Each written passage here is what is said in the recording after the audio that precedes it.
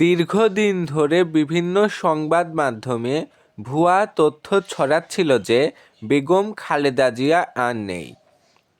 কিন্তু এসব নানা ধরনের জল্পনা কল্পনা শেষে আজ সকাল ৬টার সময় ফজরের ঠিক পরেই বেগম খালেদা জিয়া এবার এভারকেয়ার হাসপাতালে মারা গেলেন। এটি নিশ্চিত করেছেন বিএনপির অফিসিয়াল পেজ।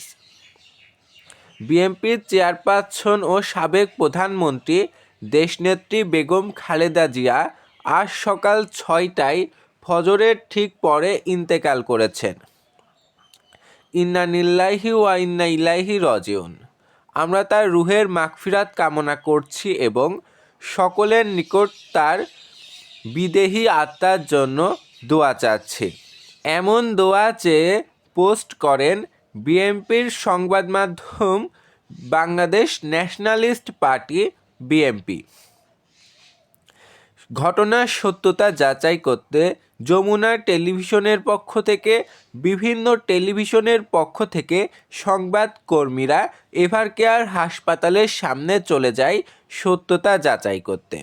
তবে তারা ভেতরে ঢুকতে পারেনি, কিন্তু তারা এটি নিশ্চিত হয়েছেন যে খালেদা জিয়া সত্যি আর নেই।